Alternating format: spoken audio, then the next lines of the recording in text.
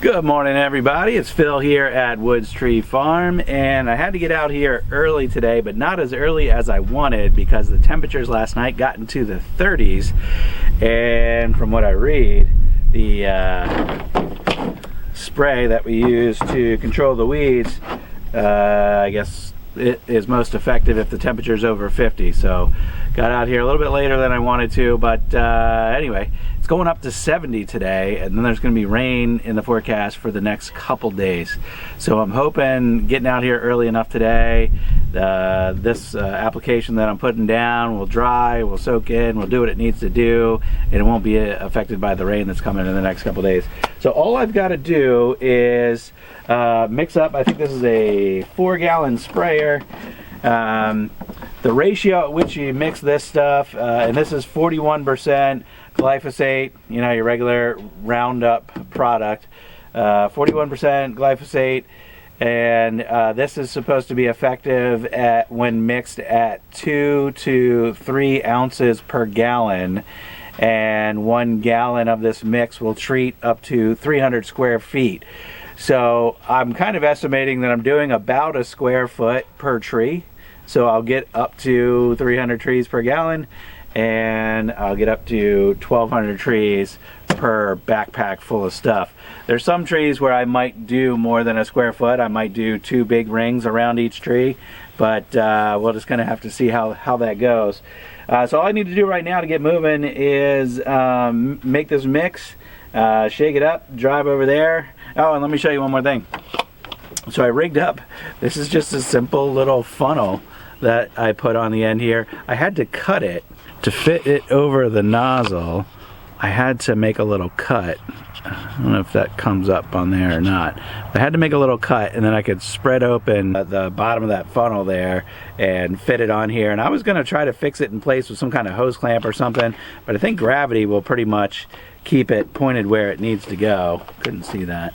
So once it's down like this nozzle also had a little like 45-degree piece on it to make it easier to spray while you're standing up, but the funnel with the 45-degree piece wouldn't really work, so I took that off, and now I'm gonna have to go straight, and all that really means is I'm gonna have to go kind of straight vertical all around my trees. And I'll show you what this looks like once we get over there in the tree field, and we'll see how this works with a couple different size trees. So let me make this mix and then we'll get moving. Well, unfortunately the wind is already picking up, so I'm gonna have to be really careful not to let this spray drift onto any of the plants. But that's why I put this funnel on here. So basically I'll be able to apply the spray directly around the tree without getting any of the spray, hopefully, on any of the foliage of the tree. So I don't have the pump set right now on a real high pressure. So basically I'm just going around like this, make one quick pass like that, and that's it. And I'll just go ahead and go on to the next one and just go right on down the line, up and down the row. When I get to the really small ones, I'll actually be able to hopefully get even closer to the ground than I am around these bigger ones. These bigger ones I couldn't mow as close around with the mower last weekend. So, you know, we'll just have to see how it goes. But once I get up to where the smaller trees are, I'll show you what that looks like.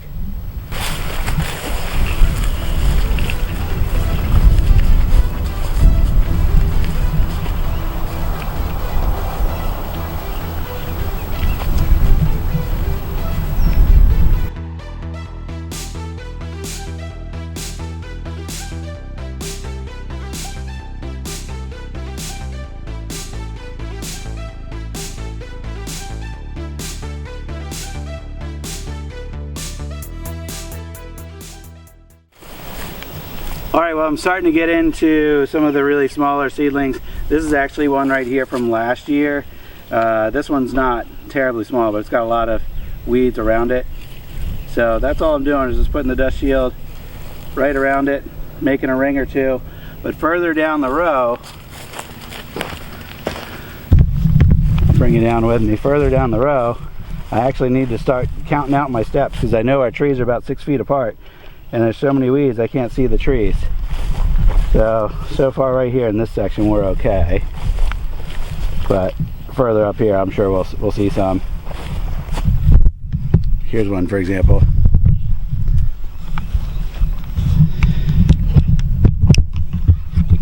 Tripod. If I was just walking along and I didn't know, there's a tree right there. So I'm just going to take my wand and carefully go around. If you notice here, there's a branch. I don't want to spray that branch.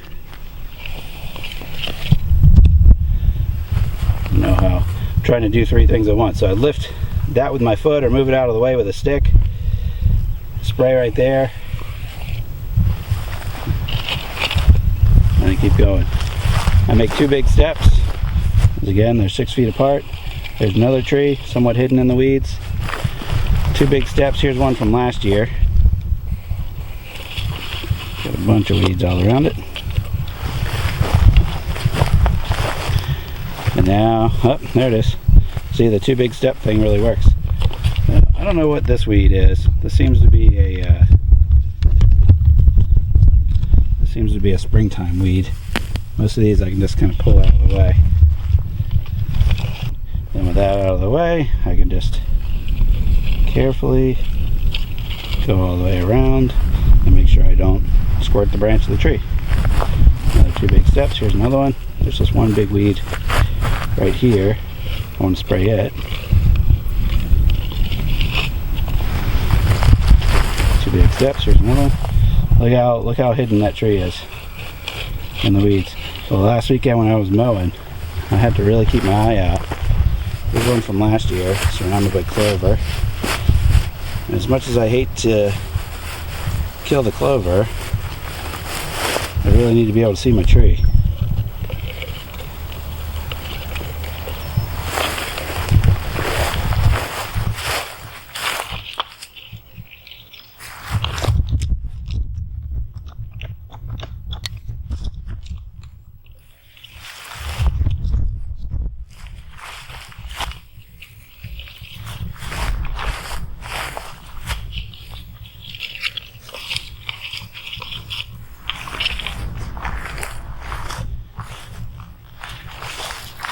This is another section here where I was mowing last week and I really had a hard time. I know it's the next row. I think this row here is empty. Oh, it's not either. There's a tree. That one's got one really weird branch.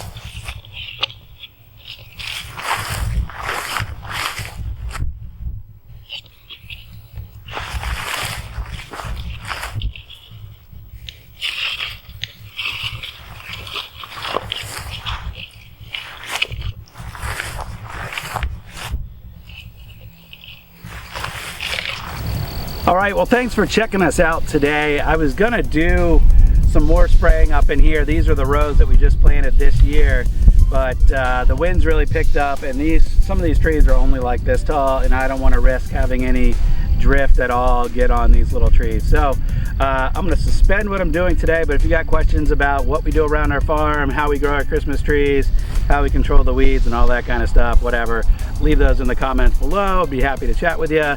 And some of you guys might be wondering, because last year we spread a lot of wood chips, spread a lot of mulch to try to control the weeds, and it did help, it really did, but it's just a lot of work. So we're just going to do selective mulching this year. We're going to focus on doing wood chips around just some of our fir trees and maybe a few of the smaller pines, and that's it.